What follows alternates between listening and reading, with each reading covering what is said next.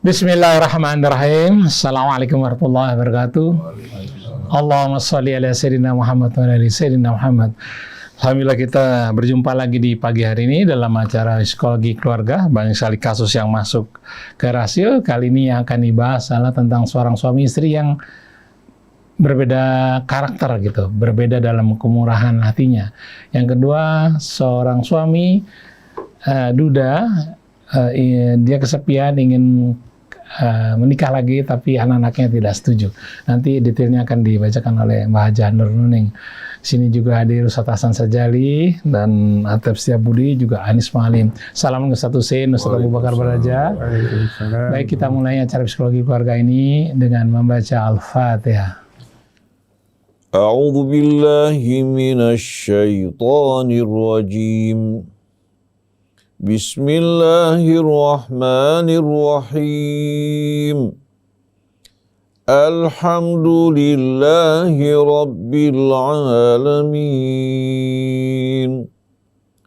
Ar-Rahmanir Rahim. Maliki yaumiddin. Iyyaka na'budu wa iyyaka nasta'in. Ihdinas siratal mustaqim. Siratal ladzina an'amta 'alaihim ghairil maghdubi 'alaihim waladdallin. Alhamdulillah kita sudah baca Al-Fatihah. Mudah-mudahan Allah mudahkan kita dalam menghadapi berbagai persoalan yang kita hadapi sehari-hari. Baik, untuk detail kasusnya seperti apa akan dibacakan oleh Mbah Haja Nur Nuning. Kepada Mbah Haja Nur Nuning, silakan. Terima kasih Mas Krisna. Assalamualaikum warahmatullahi wabarakatuh. Ustaz Husein, Ustaz Abu Bakar, dan ikhwan akhwat dimanapun psikologi keluarga disimak ya. Dua kasus seperti yang tadi disampaikan Mas Krisna. Yang pertama, Assalamualaikum Ustaz. Saya seorang suami, alhamdulillah diberi oleh Allah rizki yang bagus sekali. Punya rumah besar, punya beberapa mobil beserta sopirnya.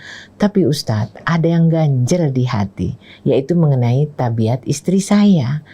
Misalnya, kalau kami berlibur keluar kota bersama keluarga yang lain, biasanya kami mampir di restoran. Nah, kami ingin supir kami juga makan bersama kami satu meja. Tapi istri saya bilang, nggak usah, dia kan udah dapat uang makan. Kemudian Ustadz, pernah mobil kami mengalami serempetan dengan mobil lain sehingga mobil kami penyok bodinya. Saya maafkan, tapi istri saya bilang, nggak bisa, harus potong gaji setiap bulannya. Yang menjadi pertanyaan saya Ustadz, kenapa dalam hal ini saya dan istri bisa berbeda seperti ini? Apakah Allah membedakan kemurahan hati orang terhadap orang lainnya? Mohon penjelasannya. Itu satu kasus Ustadz. Yang satunya lagi, saya seorang duda, sekarang merasa sangat kesepian, sendirian, karena anak-anak sudah tidak ada lagi yang serumah, tinggal di rumah. Saya merasa perlu teman mengisi dan melewati hari-hari saya. Tapi Ustadz, anak-anak tidak setuju saya menikah lagi. Alasannya untuk menghargai almarhum mama. Ayah sudah di atas 60 tahun, sudahlah, ngapain juga. Pertanyaan saya Ustadz, bagaimana hukumnya atau aturannya di dalam Islam sebagai seorang pria yang perlu pendamping seperti ini? Terima kasih. Ya, itu dua kasusnya, mari kita simak. Silakan Ustaz. A'udzu billahi minasy syaithanir rajim. Bismillahirrahmanirrahim. Alhamdulillahi rabbil alamin. Hamdan katsiran thayyiban mubarakan fih kama yuhibbu rabbuna wa yarda. Ya Rabbana lakal hamdu kama yanbaghi li jalali wajhikal karim wa li 'azimi sultanik. Subhanaka la nuhsi thana'an 'alaika anta kama athnaita 'ala nafsik. Falakal hamdu hatta tarda wa lakal hamdu idza raditu wa lakal hamdu ba'da ridha. Allahumma salli ala Muhammadin wa ali Muhammad. Assalamu alayka ayyuhan nabiyyu wa rahmatullah wa barakatuh. Assalamu alayna wa ala ibadillahis salihin. Wassalamualaikum jami'an warahmatullahi wabarakatuh. Ikhwan, akhwat pendengar, pemirsa radio TV Silaturahim yang dirahmati Allah. Ustadz Abu Bakar Baraja dengan senyumnya ya, yang memberikan kesejukan, harapan. Ibu Haja Nur, gitu pula ada Ustadz Abdul Hasan Asyadili, Ateb, Anis, seluruh kerabat kerja di studio, dan seluruh kaum muslimin dan muslimat, kepada seluruh anak bangsa kita, salamullahi alaikum jami'an wa rahmatullahi wabarakatuh. Rasulullah sallallahu alaihi wa alihi wasallam mengatakan, innallaha yarhamu min ibadihi ruhama. Allah mengasihi, menyayangi dari hamba-hambanya yang pengasih dan penyayang. Beliau juga mengatakan, man la yarham, la yurham. Yang tidak memiliki rasa rahmat juga akan diputuskan dari rahmat Allah. Rasulullah juga bersabda, irhamu man fil ardi yarhamkum man fis sama. Kasihi sayang yang di bumi, niscaya yang di langit akan mengasihi dan menyayangi kalian. Ini merupakan pesan-pesan Nabi kita Muhammad sallallahu alaihi wasallam. Allah juga berfirman, inna rahmatallahi qaribun minal muhsinin. Rahmat Allah dekat dari orang-orang yang berbuat ihsan, berbuat kebajikan. Begitu juga nasihat yang diberikan oleh kaum Musa kepada Qarun yang dicatat Allah dalam kitabnya, memberikan pesan yang amat indah. Wabtaghi fima atakallahu daral akhirah. Tuntutlah dengan apa yang Allah berikan pada kamu, baik itu harta, ilmu, apa saja yang Allah berikan kepadamu untuk membangun akhiratmu. Jangan sebaliknya untuk melakukan kerusakan, perbuatan-perbuatan jahat yang merusak kehidupan akhiratmu yang kekal dan abadi. Wala tansa nasibaka minad dunya. Tapi jangan juga kamu lupakan kebutuhan kamu, keluargamu dari dunia ini. Wa ahsin kama ahsanallahu ilaik. Berbuat baiklah engkau sebagaimana Allah telah memperlakukan kamu dengan baik. Wala tabghil fasada fil ard. Jangan kamu lakukan kerusakan di muka bumi. Innallaha la yuhibbul mufsidin. Sungguh Allah tidak menyukai orang-orang yang melakukan kerusakan. Sebagaimana cerita Bapak alhamdulillah dikaruniai rezeki yang luas, beberapa kendaraan, rumah yang besar, juga supir-supir ya yang mengendarai mobil Anda. Allah berikan kecukupan dan kelebihan. Oleh karena itu, hendaklah perlakukan orang-orang yang bekerja dengan kita, orang di sekeliling kita dengan perlakuan yang murah. Berapa gaji yang diterima oleh seorang supir? Dengan uang makannya. Apalagi dia memiliki keluarga. Seandainya dia memiliki kecukupan, kelebihan, digunakan juga untuk menyekolahkan anaknya, untuk mesejahterakan kehidupannya. Seorang patut merasa malu. Allah berikan dia segala kebaikan, bahkan dia minta agar Allah memberikan dia rezeki yang luas, tapi dia tidak meluaskan orang-orang di sekelilingnya. Seolah-olah dunia diciptakan hanya untuk dirinya. Seolah-olah rahmat Allah hanya diperuntukkan untuk dirinya. Oleh karena itu, ingat, setiap kali kita mengingat bagaimana rahmat Allah yang begitu luas atas kita, berbagilah dengan orang di sekeliling kita. Berikan maaf terhadap kesalahan orang, apalagi yang tidak disengaja. Ingat kebaikan-kebaikannya, jangan hanya melihat hal-hal yang negatif. Allah berfirman, khudhil afwa. Hendaknya kamu selalu mengambil sikap pemberian maaf. Memberikan maaf. Wa'mur bil urfi. Ajak orang pada kebajikan dan kemuliaan. Wa'arib anil jahilin. Dan berpalinglah kamu dari orang-orang yang bodoh.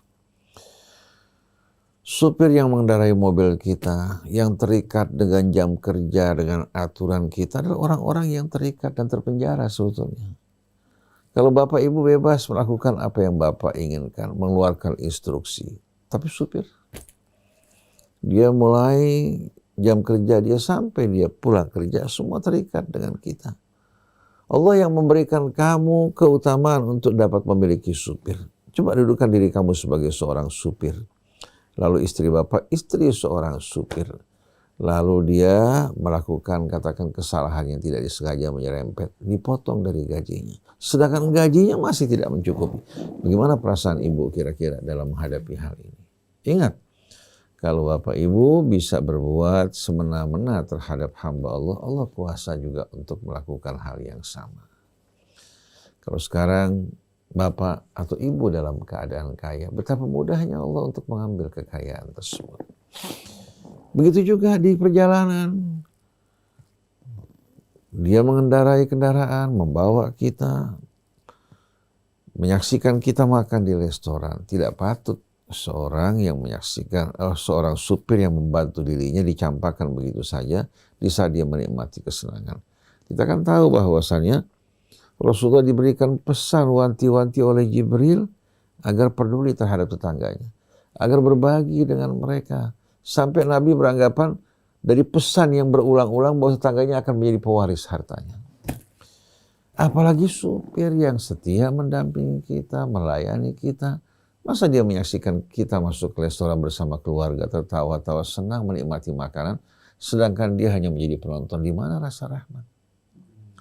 Oleh karena itu, biarkan dia makan walaupun tidak satu meja, karena mungkin bapak bersama istri, bersama anak-anak ada privasinya. Biarkan dia di meja yang lain. Biar dia menikmati apa-apa yang bapak dan ibu nikmati. Pesan Nabi agar mereka menikmati persis seperti apa yang kita nikmati. Jangan dibedakan. Kalau seandainya ibu membedakan, betapa mudahnya bagi Allah melakukan hal tersebut terhadap ibu. Akhirnya nikmat kemuliaan yang ibu sekarang miliki dengan mudah Allah akan angkat dan cabut kemuliaan tersebut. Dan ingat, yang membuat suami menghargai istri bukan hanya karena wajahnya, bukan hanya karena kepandaiannya, tapi akhlak dan pekertinya yang luhur. Di saat ibu melakukan perbuatan seperti ini, akan menanamkan rasa tidak senang di hati suami. Dia memandang remeh ibu, lama-kelamaan perbuatan ibu akan membuat cinta dalam hatinya terkorosi. Akhirnya nanti dia akan memandang yang lain, mencampakkan ibu, karena ibu di hatinya bukan wanita mulia yang didambakan dan diimpikan. Nah, di sini juga perlu kita ingat bahwa ibu berani berbuat ini karena bapak terlalu banyak memberikan kelonggaran. Kalau bapak tegas dari pertama, tidak mengizinkan ibu untuk terlibat dalam hal seperti ini merupakan kebijaksanaan bapak, tanggung jawab bapak di hadapan Allah. Katakan, ibu dalam hal ini, jangan ibu ikut campur. Karena ini tanggung jawab saya sebagai seorang kepala rumah tangga dalam memperlakukan rumah tangga saya maupun orang yang bekerja pada saya. Jadi ibu dalam hal ini tolong jangan ikut campur. Sebagaimana saya juga tidak ikut campur dalam urusan yang berhubungan dengan ibu. Dalam mengatur masakan, mengatur rumah, ibu sebagai ibu rumah tangga. Tapi dalam urusan ini yang bakal ditanya saya. Kalau saya turuti ibu, saya juga akan diminta pertanggungjawabannya di hadapan Allah. Dan saya tidak ingin rahmat Allah meninggalkan saya karena perbuatan-perbuatan yang tidak berarti. Berapa sih yang dikeluarkan untuk menambah makan bagi seorang supir, seorang pembantu? Tidak berarti apa-apa. Begitu juga di saat dia mengendarai mobil kita, nyerempet. Kalau memang itu tidak disengaja. Katakan supir sudah berhati-hati, terkadang supir orang lain tidak berhati-hati. Maka berikan maaf, jangan dipotong dari gajinya. Bagaimana perasaannya, begitu pula perasaan keluarganya. Dia setia melayani Anda, tapi Anda perlakukan dirinya dengan cara yang tidak mulia. Kalau seandainya ibu bersikap seperti ini, tetap menentang, membangkang, dan tidak bisa diberikan nasihat, maka cara lain yang bapak berikan pada supir. Sesuatu di balik apa? Istri apa? Bapak. Tidak perlu dengarkan nasihatnya. Berikan buat dia, katakan dipotong dari gajinya, bapak berikan kepadanya untuk apa? Untuk membayar dari uang yang bapak berikan. Kalau perlu bapak berikan kelebihan dan keutamaan. Allah paling mencintai orang yang berbuat ihsan. Ada sebuah cerita. Imam Ali Zainul Abidin alaihi salatu wassalam ketika dia sedang menjamu tamu. hamba sahayanya membakar daging menggunakan tusukan besi. Kalau kita kan menggunakan bambu. Ya, sampai sekarang di negara Arab menggunakan apa? Tusukan besi agar bisa dipakai berulang-ulang. Kebetulan di sana nggak terdapat bambu kan. Selesai membakar daging, dia lari ke dalam untuk apa? Membawa daging yang telah terpanggang untuk tamu tuannya. Dia terpleset mengenai anak Imam Ali Zainal Abidin. Subhanallah, terkenal di daerah yang mematikan, anak tersebut binasa. Ketika dia menjumpai tuannya, dia tubuhnya bergetar, tapi sambil membaca ayat Allah, wal kadhiminal ghaidha wal afina 'anil nas wallahu yuhibbul muhsinin. Ini yang kecelakaan anaknya. Si tuan begitu mendengarkan ayat Allah, dia mengatakan kadhamtu ghaidhi, saya tahan marah saya. Wa afautu anka, saya berikan maaf buat kamu. Karena Allah mengatakan wallahu yuhibbul muhsinin, saya bebaskan kamu. Dia seorang hamba saya dibebaskan. Padahal yang dilakukan adalah hal yang menyedihkan. Kenapa? Karena kematian tersebut kan dengan izin Allah. Walaupun katakan tidak terjadi kejadian tersebut, bisa dengan cara lain. Jadi kalau kita selalu melihat Allah dan kita memberikan maaf pada kesalahan yang tidak disengaja, hidup ini akan menjadi indah, hati juga akan lapang. Oleh karena itu Bapak berikan nasihat pada ibu, bahwa yang kita lakukan ini akan membawa rahmat keberkahan buat kita, bukan mengurangi harta kita. Jangan berhati sempit. Orang yang jiwanya sempit juga akan disempitkan oleh Allah Subhanahu wa Ta'ala. Kalau dia tetap dengan cara dan pembawaan dia, maka Bapak berikan kepada pembantu Bapak atau supir Bapak di belakang istri, kalau perlu lebih daripada haknya. Saya teringat kepada seorang laki-laki. Istrinya kebetulan terlalu banyak berhitung. Jadi kalau berikan gaji buat istri, seringkali istri motong. Suami tahu kelakuan istrinya. Tapi ini ibu anak-anaknya. Mau ditukar, bisa ditukar ibunya, nggak bisa ditukar anaknya, Kak. Jadi dia melihat hal ini, maka langsung dia panggil pembantu dan supirnya. Kamu buat rekening di bank. Buat rekening di bank. Yang ibu kasih itu gaji kamu. Setiap bulan saya transfer ke rekening kamu. Jumlahnya cukup besar. Untuk tabungan kamu tidak boleh diambil kecuali kamu berhenti nanti. Nah begitu dia berhenti, dia biasanya nggak menerima pembantu lama-lama, 5 tahun berhenti atau kurang dari itu, diserahkan tabungannya, kamu pulang buka usaha. Jadi dia bekerja, dapat gaji, ya. Dia bisa gunakan untuk kebutuhan dia, keluarganya, tapi yang ditabung untuk bekal dia pulang. Kenapa? Karena kebetulan tuannya orang yang mampu. Dan dia tahu istrinya ini selalu cemburu atas sama pembantunya. Artinya kalau pembantunya pakai baju baru atau terima uang begitu, dia merasa walaupun dia diberikan oleh suaminya lebih besar, tapi ada jenis wanita yang jiwanya orang Arab bilang laimah. Laim ini jiwanya rendah, ya. Selalu menghitung hal-hal yang kecil. Kalau wanita karimah, Allah kasih subhanallah, dia senang kalau suaminya perlakukan orang dengan mulia. Dia ikut mendapatkan kemuliaan. Kenapa? Karena yang dibuat suaminya, istri dapat kemuliaan. Apa yang dilakukan suami dengan dukungan istri, maka pahala suami istri juga mendapatkan. Seperti apa? Orang yang berjihad di jalan Allah Ta'ala, ya, subhanallah, istri yang di rumah mendapatkan pahala jihad sama dengan suaminya tanpa dikurangi. Karena merupakan satu kesatuan. Seperti kesebelasan bola. Bukan hanya yang mencetak gol, tapi semuanya mendapatkan juga apa? Hak dan pujian yang sama, juga teguran yang sama atas kesalahannya. Coba kalau sampai kiper di belakang mengabaikan tugasnya, walaupun kesebelasan semuanya baik, pasti akan apa? Akan membuat gawang kebobolan berkali-kali.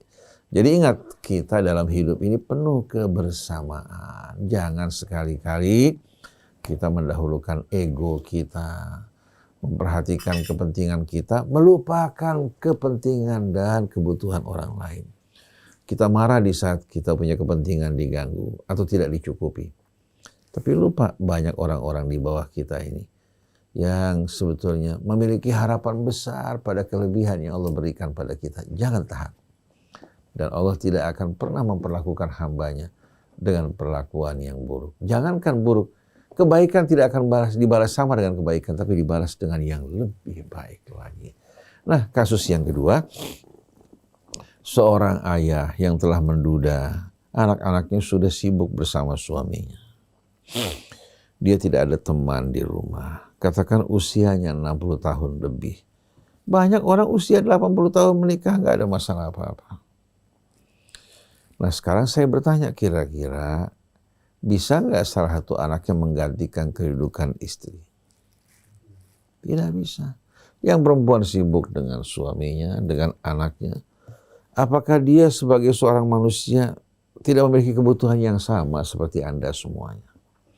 Oleh karena itu, anak-anak yang menghalangi orang tuanya untuk menikah adalah sebuah perbuatan durhaka. Perbuatan durhaka. Kecuali kalau seandainya orang tua mereka menikah dengan wanita yang tidak baik, yang membawa fitnah pertentangan dalam rumah tangga. Nah, seharusnya anak-anak yang mencarikan untuk orang tuanya ibu yang cocok dengan mereka, yang penuh pengertian. Karena kalau si bapak memilih sendiri, bisa saja apa? Salah pilih. Seharusnya anak-anak yang memberikan dukungan. Tapi kalau dia menghalangi bapaknya yang masih membutuhkan pendamping, teman dalam hidup ini, yang memberikan sakinah dalam hati mereka, mereka melakukan perbuatan durhaka. Jangan alasan karena ingin menghormati ibu. Ibu di hari akhir, atau ibu pada saat ini di alam barzah, sedikit pun tidak tersakiti kalau suaminya menikah lagi. Karena alamnya beda. Hal-hal yang menimbulkan rasa jealous, cemburu, begitu orang meninggalkan dunia berakhir. Jadi jangan dengan alasan ini Anda memenjarakan bapaknya dalam penjara yang gelap, yang pengap, yang sempit. Ini perbuatan zalim. Hargai kecintaan orang tua pada anak-anaknya. Jangan Anda memaksa menekan orang tua atau menakut-nakutinya. Seandainya Anda takut warisan yang akan dikuasai oleh istri yang muda, seandainya bapak orang yang berharta, biar bapak membagikan masing-masing hak istrinya, tinggal bahagian dia untuk bersama istrinya yang muda. Anda juga jangan punya rasa jealous, kesian. Bapak yang selama ini berjuang untuk kalian, pada saat dia membutuhkan teman, pendamping yang mendampinginya, Anda sakiti dan tekan dia. Kecuali kalau seandainya, katakan umpamanya, anak-anaknya mau tinggal sama bapak, menghibur si bapak, berteman sama bapak, jalan ke sana, jalan kemari, membuat dia tidak merasa kesepian. Itu pun tidak menghalangi dia kalau dia ingin menikah. Apalagi dengan kondisi keadaan yang seperti itu. Jadi ingat, kalau sampai ayah Anda tertekan, padahal dia ingin menikah, lalu Anda memaksa, menekan, mengancam, dan menghalang-halangi, Anda merupakan anak-anak durhaka yang kelak akan dituntut oleh Allah Subhanahu wa Ta'ala. Karena ini masalah yang dihalalkan Allah, bukan masalah yang diharamkan Allah Subhanahu wa Ta'ala. Adalah kalian berbakti pada ayah ibu kalian.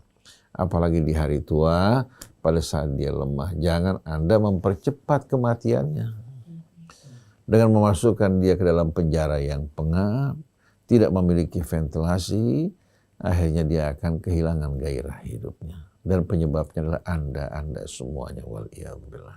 Oleh karena itu Bapak tidak perlu merasa ragu kalau Bapak ingin menikah, punya kemampuan, menikahlah. Bahkan kalau Anda nggak mampu, seharusnya anak-anak yang menanggung sebagaimana dulu Bapak menanggung mereka. Kita ada beberapa orang kita kenal, abahnya sudah tua, dulu bekerja keras, sekarang tidak mampu. Kebetulan ibunya meninggal dunia, si anak bilang, ya, ayah mau menikah dengan siapa? Pokoknya semua untuk kebutuhan ayah, bulannya, kendaraannya, kita yang tanggung semua. Bahkan anak perempuannya juga kesian sama ayahnya. Dicarikan kira-kira siapa yang bisa mendampingi ayah. Kenapa? Karena mereka bukan hidup hanya untuk diri mereka. Mereka ingin ayah mereka senang, bahagia, usianya panjang, sehat, afiat. Jadi masing-masing berlomba-lomba mencarikan siapa kira-kira yang ayah mau. Soal nafkah, soal biaya, ayah tidak perlu pusing sama sekali. Ini kan kebaktian yang luar biasa. Jangan Anda anggap ibu Anda yang sudah meninggal dunia itu hatinya menderita karena pernikahan ayah. Sama sekali tidak. Bahkan dia akan bangga memiliki anak-anak yang dididik, dibesarkan menjadi anak yang berbakti kepada orang tuanya. Wallahu a'lam. Jadi wahai para putra-putri, apa yang barusan kita simak bahwa ayahanda membutuhkan sesuatu yang sebetulnya bisa didukung, mudah-mudahan menjadi bahan pertimbangan baru ya. Lantas apalagi yang bisa kita simak untuk jadikan pegangan berdasarkan psikolog kita, Ustadz Abu Bakar Baraja. Mari kita simak. Silakan. Baik, terima kasih. Bismillahirrahmanirrahim. Assalamualaikum warahmatullahi wabarakatuh. Waalaikumsalam warahmatullahi wabarakatuh. Alhamdulillah. Ar-Rahman Ar-Rahim.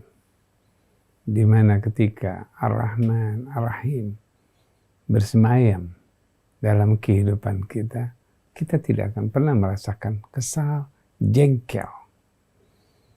Karena bagaimana Rahman Ar-Rahim ini bisa memancarkan kepada orang-orang yang menyakiti kita. Sehingga kita bisa memberikan maaf, memberikan rahmatnya, memberikan. Karena Ar-Rahman Ar-Rahim sudah bersemayam dalam kehidupan kita. Nama-nama Allah yang selalu mengiringi kehidupan kita, disitulah kehidupan kita. Tapi kita mempercayai bagaimana Allah memberikan rahmatnya dan rahimnya. Kita mempercayainya. Namun ada satu yang sering timbul dalam kehidupan kita. Rasa takut. Takut apa itu? Takut kehilangan. Ar-Rahman Ar-Rahim tidak akan pernah menghabiskan apa yang kita miliki. Malah dia akan bertambah. Ar-Rahman Ar-Rahim bukan langsung menghilangkan ketika kita sudah mendapatkan. Tetapi ketika kita sudah mendapatkan, kita mengingat dengan Rahman dan Rahimnya Allah, itu akan bertambah. Ketakutan kita kehilangan. Ketakutan kita kehilangan harga diri ketika supir kita, pembantu kita duduk bersama-sama. Kita takut apa? Takut kehilangan harga diri, malu, merasakan kok sama dengan mereka. Itu yang sering terjadi dalam kehidupan karena tidak adanya Rahman dan Rahim yang selalu mengiringi kehidupan kita. Jika kita punya itu, akan lebih baik. Apalagi dengan kita memiliki berbagai macam miliknya Allah yang dititipkan dalam kehidupan kita. Kita punya, yang kita mau, kita dapat. Allah titipkan itu. Kemudian takut. Takut apa? Takut habis. Takut apa? Takut nanti dia tidak akan pernah ada lagi, nggak punya lagi, nggak dapat lagi. Itu ketakutan.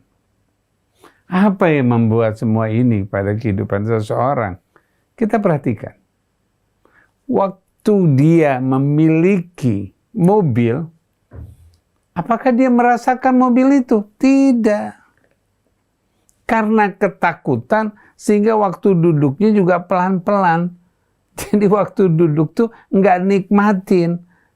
Nggak mau gesek sedikit, nggak mau pindah. Kenapa? Takut kalau misalnya joknya akan rusak.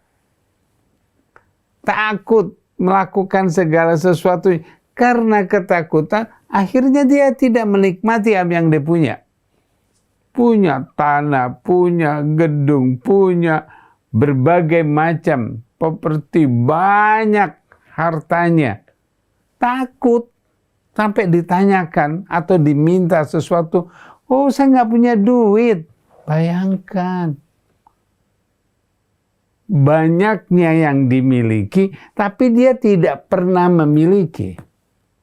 Karena Rahman dan Rahim tidak mengiringinya. Ketika seorang memiliki, kemudian dia merasakan ini adalah Rahman dan Rahim yang selalu menyertai kita. Insya Allah, kita nggak akan pernah takut ini akan hilang. Yang kita miliki itu tidak akan pernah hilang. Rasa hilang itu karena ada rasa takut. Karena secara psikologis, ketika orang ketakutan, seluruh sel-selnya itu kaku. Nggak bisa berpikir. Kita lihat, kita ketakutan, apa yang kita lakukan? Nggak ada, bingung. Kebingungan kita, akhirnya kita mengambil sesuatu yang bukan kita inginkan. Ketika seorang mengalami ketakutan, ya, begitu dia mengendarai mobil, karena dia ketakutan, bukan rem yang diinjak, gas yang diinjak. Karena rasa takut, karena tegang, karena melakukan itu.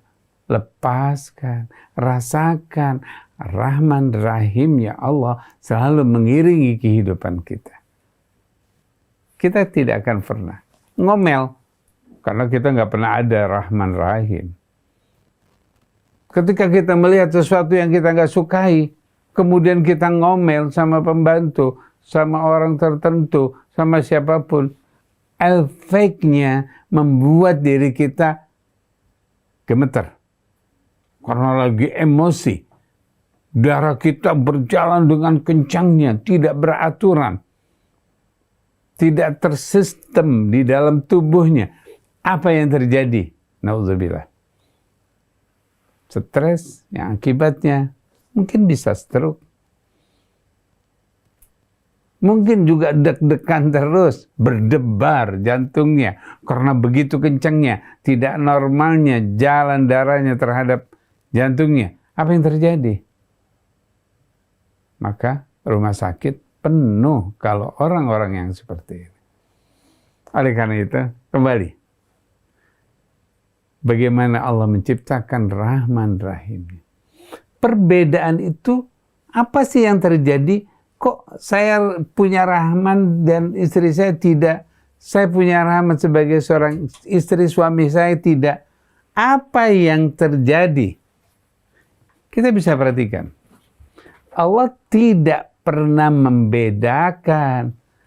Allah tidak pernah membedakan antara A dan B. Tidak.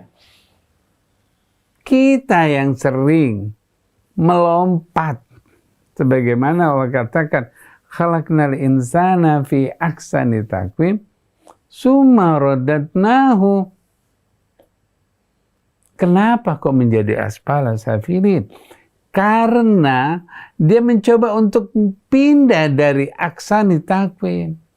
Apa yang menyebabkan orang nggak ada orang yang mau berpindah dari keenakan, kesenangan dia mau berpindah? Tidak. Karena kita terbiasa mengikuti. Karena kita ditakut-takuti. Dan kita mau ditakut-takuti. Dan kita mau. Ketika kita mau ditakut-takuti. Berita yang menyeramkan. Informasi yang menakutkan kita. Kita mau mendengarnya. Dan kita asik. Maka dia masuk ke dalam sel sistem limbik kita, di situ dia akan bergerak ketakutan. Nanti dibilang, kamu kok gitu, kamu bersama dengan supirmu, kamu kok duduk bersama dengan, apa kata orang? Perhatikan, kalau kita sudah mengatakan apa kata orang, karena kita tidak pernah mengatakan pada diri kita. Kalau kita sudah terbiasa mengatakan apa kata orang, maka dia tidak pernah mengatakan apa yang kita katakan. Apa yang sudah kita lakukan. Itu dia. Karena sudah mengatakan apa kata orang yang menutupi seluruh kebaikan kita. Yang menutupi seluruh Rahman dan Rahim kita. Karena kita selalu melihat apa kata orang. Oleh karena itu, yuk apa kata orangnya kita singkirkan. Kembali kepada apa yang bisa kita lakukan. Apa yang kita miliki untuk kita bisa menikmati. Bagaimana kita melihat kebahagiaan itu pada diri kita karena orang melakukan kebahagiaan. Kalau kita sudah memberikan seorang bahagia, artinya kita bahagia. Kita miliki dulu, kita rasakan dulu. Kalau kita sudah bisa merasakan nikmatnya apa yang Allah berikan, ketika kita sampaikan kepada orang lain, mereka bahagia, disitulah kita bahagia bersama. Oleh karena itu, dekatkan Allah. Rasakan Rahman dan Rahimnya Allah yang selalu menyertai kehidupan kita. Saat itu kita nggak akan pernah kesal. Saat itu kita nggak pernah jengkel. Yakinkan. Nah, kasus yang kedua, seringkali terjadi seorang anak atau seseorang sering suka menghalangi. Karena apa kok menghalangi? Karena dia akan berpikir, percuma. Ayah saya sudah 60, udah diam aja, udah masuk ke masjid aja, beribadah aja. Iya. Ketika dalam ketenangan tersebutlah itu yang dibutuhkan. Ketika kita beribadah, kondisi diri kita itu tenang. Bagaimana? Tapi ketika kita berpikir, berdebu-debu, punya keinginan yang belum terselesaikan, kita datang beribadah. Selesaikan dulu, kemudian beribadah. Tenang, kita akan lebih menikmati. Di dalam ibadah itu, kita akan mencari sesuatu untuk mendapatkan ketenangan. Tapi ketika beribadah, ketika sedang mau mencari ketenangan tersebut, dihambat. Sampaikan kepada anak-anak atau orang yang menghambatnya. Saya memerlukan ketenangan.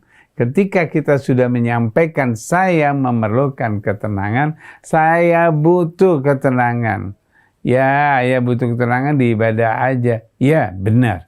Waktu saya mau beribadah, saya mau tenang. Tapi carikan orang-orang, wanita atau istri yang bisa memberikan ketenangan, bukan dengan menikah menambah kegelisahan. Tapi berikan, datangkan, minta sama Allah, dengan menikah tersebut akan memberikan ketenangan dan beribadah dengan tenang. Insya Allah. Apa yang tadi sudah disampaikan oleh Ustaz Husin, bahwa jangan mengganggu, jangan menghambat. Kamu nanti akan merasakan yang tidak nyaman. Atau dosa, atau enggak baik. Oleh karena itu, berikan kesempatan seorang ayah, seorang bapak untuk bisa melanjutkan kehidupannya. Terima kasih. Dan itu tampaknya hadiah paling indah ya, Ustadz ya. Kalau putra-putri memberikan kerelaan untuk kebahagiaan ayahanda. Ustadz, kalau ikhlas atas kedermawanan suami, sementara memang berlimpah, istri dapat limpahan pahala. Istri dapat pahala sama. Nah, pertanyaannya, para istri yang pelit seperti yang digambarkan tadi itu, padahal harta berlimpah, itu salah di mana ya Ustadz? Kita di rumah yang memang sebetulnya hemat ya, tapi hitungannya pelit, mendengar jawaban ini akan sedikit mengalami perubahan rasa. Gimana Ustadz? Manusia sebagaimana tadi yang Ustadz Abu Bakar Baraja sampaikan, dari pertama kali diciptakan pria ataupun wanita diciptakan fi ahsani taqwim. Adapun anggapan bahwa perempuan diciptakan dari rusuk laki-laki yang bengkok, ini bukan berasal dari Al-Quran, tapi berasal dari kitab perjanjian lama yang isinya dipertanyakan. Kalau orang membuka kitab Kejadian, mereka akan menemukan riwayat yang menyebutkan bahwa Adam yang diciptakan sendiri mengalami kesepian, maka Allah tidurkan Nabi Allah Adam, diambil rusuknya kemudian dibungkus dengan daging, lahirlah sang istri yang berasal dari rusuk yang bengkok. Oleh karena itu, mereka mengklaim bahwa wanita ini memang akan tetap hidupnya dalam kebengkokan. Tapi dalam Islam, Allah menempatkan pria wanita sebagai pasangan yang saling menyempurnakan, yang saling melengkapi. Hunna libasul lakum wa antum libasul lahum. Kita tanpa wanita tidak mungkin terlahir ke dunia. Dalam diri kita terdapat juga DNA ibu kita, sebagaimana terdapat DNA ayah kita. Manusia lahir ke dunia dalam keadaan fitri, suci, dan bersih. Tapi pengaruh pendidikan, pengaruh lingkungan, berbagai macam juga pengalaman dan trauma yang dihadapi seseorang itu berpengaruh dalam membentuk karakternya. Contohnya ada seorang alim besar, seorang yang dikenal sebagai ahli tafsir, yang mengarang tafsir Al-Bahrul Muhit, itu Abu Hayyan Al-Andalusi. Dia waktu kecil hidupnya miskin, susah, merasakan untuk makan sulit, untuk ini sulit. Begitu dia menjadi seorang besar, dia bilang apa? Saya kalau mendengarkan nasihat atau ayat-ayat yang mengingatkan hari akhirat, yang menganjurkan untuk beribadah, mudah bagi saya untuk bisa mengikutinya. Tapi begitu saya diajak untuk berinfak, terasa berat buat saya. Karena trauma pada masa kecil yang dihadapi, membuat dia takut kalau sampai mengalami hal yang sama. Atau karena pendidikan orang tua yang salah, ya. Tidak pernah mengingatkan bahwa memberi bukan membuat orang berkurang, malah akan bertambah karunia-Nya. Atau disebabkan juga karena apa? Karena lingkungan yang membentuk dirinya. Jangan biasakan kita suka memberi, membantu orang lain. Nanti tuman akhirnya. Jadi kebiasaan gak mendidik mereka. Betul gak? Sering pembicaraan seperti ini. Sudah pelit, dia mengajak orang lain pelit. Nah kalau terbentuk dalam lingkungan yang pelit, akhirnya menjadi orang yang koret. Menjadi orang yang koret. Tapi berbeda dengan orang yang mendapatkan pendidikan ayah ibunya. Bahkan tanpa ibu sama ayah berbicara, kalau lihat ayahnya suka memberi, suka membantu, ibunya juga demikian, itu pendidikan melalui lisanul hal, melalui praktek. Apalagi suatu anak bertanya, kenapa ayah suka memberi atau ibu suka memberi? Dia bilang, nak, satu pemberian kita digantikan oleh Allah 700 kali lipat. Deposito mana yang bisa seperti ini? Betul nggak?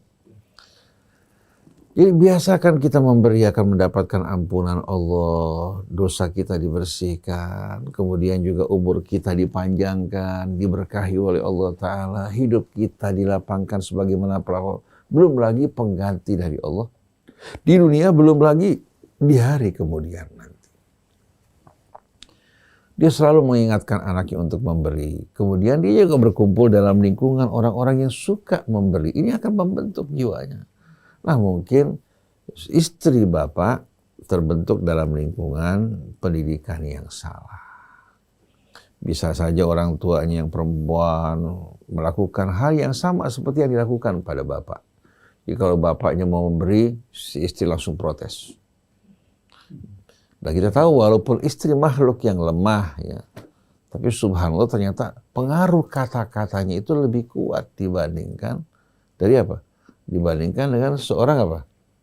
Laki-laki. Jadi kadang-kadang suami enggan untuk konfrontasi, untuk ribut, apalagi efeknya nanti meluas ke sana kemari. Jadi walaupun nggak suka ditelan, apalagi kalau dia cinta sama istrinya, apa yang dikatakan istrinya semua benar. Nah di sini bapak harus pegang kendali. Ibu dalam hal ini salah. Ini perbuatan yang bisa merugikan kita di dunia maupun di akhirat. Allah berikan kita kelebihan semua ini karena karunia-Nya. Nah kalau si ibu tetap dengan perangainya seperti itu, ya lakukan kebaikan di balik si ibu. Kalau masih suka ribut juga, bapak alhamdulillah orang yang diberikan kelebihan, tukar ibu dengan ibu yang lebih baik.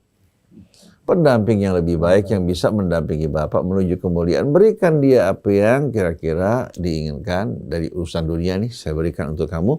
Tapi saya maaf nggak bisa hidup bersama kamu dengan perangai watak seperti ini. Membuat saya tidak bisa menghormati kamu. Kalau memang sudah keterlaluan. Wanita-wanita yang salihah, yang baik ini banyak. Bahkan suaminya kalau lupa memberikan bantuan kepada yang biasa dibantu, istri mengingatkan, Pak, bapak belum kirim si fulan.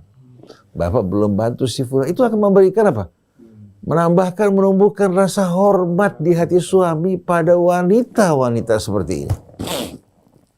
Jadi berkaitan dengan perangai, semua manusia pria wanita tidak ada yang diciptakan dari kebengkokan. tetap fi ahsani taqwim. Nah, perbuatannya akibat dari pendidikan yang salah, lingkungan yang salah, juga ada peran dari hawa nafsunya, kekikiran dan keserakahannya. Akhirnya menumbuhkan akhlak-akhlak yang tidak baik. Nah, tadinya fi ahsani taqwim, tapi karena pertumbuhan akhlaknya tidak baik, nggak layak lagi. Maka Allah apa? Allah jungkir balikkan dirinya ke tempat yang paling rendah. Oleh karena itu yang diselamatkan Allah illal ladzina amanu wa amilus shalihat, yang beriman pada Allah, yang yakin terhadap janji Allah dan mengerjakan amal soleh. Berarti Allah nggak semena-mena. Yang beriman beramal soleh diselamatkan, tetap dijaga fi ahsani taqwim, sedangkan yang tidak yakin terhadap janji Allah, yang culas, yang kikir, ini nggak layak duduk fi ahsani taqwim. Maka ditebalikkan oleh Allah karena ulah dan perbuatannya. Jadi kita harapkan mudah-mudahan ibu mau menerima nasihat dari bapak. Karena ini juga berpengaruh pada anak-anak kita. Oleh karena itu Imam Ali ketika akan menikah setelah wafatnya Sayyidah Fatimah, ya, Rasulullah nggak menikah kecuali setelah wafatnya Khadijah. Begitu juga Imam Ali tidak menikah kecuali setelah wafatnya sang istri Sayyidah Fatimah. Ketika istri meninggal dunia, dia mengatakan pada sahabat-sahabat, tolong carikan buat saya istri yang lahir dari orang-orang yang mulia. Yang lahir dari orang-orang yang mulia. Yang punya sifat dermawan, sifat pemberani. Karena orang tua dan lingkungan itu berpengaruh pada si anak. Kalau bapak ibunya koret, pelit, kemudian juga egois, ya anak yang tumbuh dalam lingkungan seperti ini bagaimana kira-kira? Betul tidak? Oleh karena itu, beliau minta carikan wanita yang lahir dari orang-orang yang berjiwa mulia. Oleh karena itu perhatikan coba putra-putra beliau setelah itu. Ada Abul Abbas, ya. Beliau juga punya anak yang bernama Abu Bakar, punya anak yang bernama Umar, Uthman. Ini menunjukkan bahwa tidak ada kebencian di hati beliau terhadap sahabat-sahabat sebagaimana yang dilakukan ghulatus Syiah, ekstremis Syiah. Juga ada Muhammad bin Hanafiyah yang tampil ke depan menjadi tameng bos saudaranya Al-Hasan wal Husain. Manusia-manusia mulia di saat melahirkan anak ditambah pendidikan yang baik juga akan melahirkan manusia yang mulia. Kalau dalam istilah kita kan ada bobot, bibit, bobot, bebet, ya. Nah, kalau soal bobot jangan dilihat dari kekayaan, tapi dia dari apa? Ilmunya, kepribadiannya, bibit dari asal usulnya. Jadi bibit, bobot, bebet. Kalau bebet apa artinya? Apa ya? Saya nggak tahu bebet artinya apa tuh. Nggak tahu apa sih bebet artinya. Yang saya tahu bibit dan bobot. Tapi kalau bebet saya nggak tahu apa arti maksud dari bebet nih. Mungkin harta seperti yang Kalau berkaitan dengan harta, ya, kalau kita mempunyai seorang mantu yang tidak punya apa-apa, akhlaknya baik dan mulia, bisa dia tumbuh, dia akan menghargai mertuanya yang menghargai dirinya. Saya pertama kali menikah, nggak punya apa-apa, tinggal juga di rumah orang tua. Setelah berapa lama kemudian, tempat tidur, lemari yang kita beli pernikahan kita jual buat kontrak rumah. Kontrak rumah sama perabotan ala kadarnya, rumah yang kecil. Beralaskan juga plastik. Kalau sudah musim hujan, banjir, air naik sampai kita nggak bisa keluar. Yang muncul teman-teman kalajengking, ya. Tapi Allah kasih mertua kita, ya, ternyata menghargai kita, menghormati kita bukan karena hartanya. Bahkan dibawa teman-temannya, dibanggakan menantunya. Ini penghargaan yang membuat kita apa? Menghargai mereka dan menghormati istri kita. Jadi betul-betul kalau soal harta itu bukan merupakan hal yang patut menjadi tolok ukur yang prioritas, tapi berkaitan dengan bibit, kemudian bobot seseorang dengan akhlak pribadi, ilmunya, tanggung jawabnya. Ini jangan lihat bentuk muka. Berapa banyak yang tampan cantik tapi menyakitkan, bahkan menjijikkan, waliyadzubillah. Tapi yang sederhana berjiwa mulia ini jauh lebih berarti. Jadi kita harapkan mudah-mudahan kita membiasakan diri kita dengan sifat yang mulia. Pertama, kita lawan nafsu kita. Kebiasaan yang buruk, lama-kelamaan mengakar. Dan anak yang lahir insya Allah dari akar-akar yang baik dan mulia ini menjadi manusia yang mulia. Wallahu a'lam. Masya Allah, kalau ingin putra-putri kita, sebagaimana yang Ustadz Hussein sampaikan, mari kita murah hati. Dan bukan cuma murah hati, tapi murah yang lain-lain lagi, sehingga memudahkan, dan berbagi adalah sesuatu yang luar biasa. Kita masih ada sedikit waktu. Apakah gerangan yang akan disampaikan oleh Ustadz Abu Bakar Baraja terkait dengan murah ringan tangan, bukan mukul ya? Bismillahirrahmanirrahim. Ingatkan, fadzakir. Ingatkan, ketika kita mendapatkan sahabat, istri, siapapun yang dia mencoba untuk pindah dari ahsanit takfir, ingatkan, ajak dia kembali. Istri kita, ajak dia kembali. Ingatkan, nggak harus memaksa. Kalau istri boleh sedikit dipaksa, agar supaya dia bisa membuat kebahagiaan keluarga. Kalau teman-teman, ingatkan. Karena ketika kita mengingatkan, pada saat itu kita juga akan merasakannya. Oleh karena itu, jangan berhenti. Jangan merasa, bosan ngingetin mulu.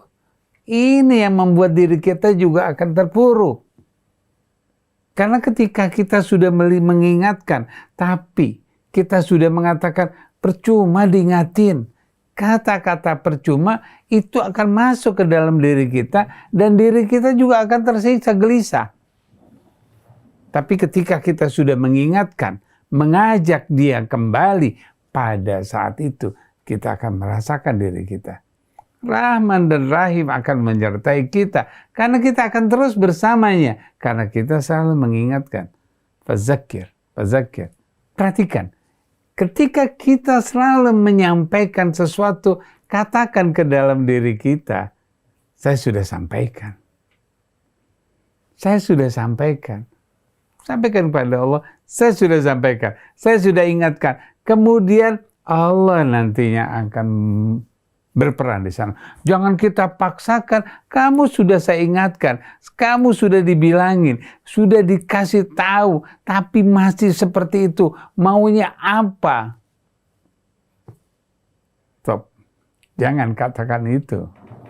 Tapi ketika kita ingatkan, kita bilang sama Allah, ya Allah, saya sudah sampaikan kebaikan ini. Ya Allah, saya sudah ajak dia kepada kebaikan. Setelah itu selesai. Tapi jangan menyerah. Teruskan, teruskan. Pasti kita akan mendapatkan sesuatu hasil. Dia akan kembali kepada Allah. Saat ini, besok, lusa, kapan dia akan teringat? Oh, saya diingatkan. Maka dia akan kembali. Dia akan kembali menjadi ahsanit takfir. Insya Allah. Dengan mengingatkan, kita akan bahagia. Terima kasih. Masya Allah, terima kasih sekali Ustadz Hussein, Ustadz Abu Bakar, dan Ikhwan Akhwat. Mudah-mudahan hari ini kita terpersuasi untuk menjadi hamba Allah yang jauh lebih layak mendapatkan ridhonya. Oh ya, kalau ada yang ingin menyampaikan kasusnya, silahkan WA saja, nanti minggu depan bisa kita bahas di 08 111 999 720. Ya, ini WA-nya Rasil. Sekali lagi terima kasih Ustadz. Billahi taufiq wal hidayah. Wassalamualaikum warahmatullahi wabarakatuh.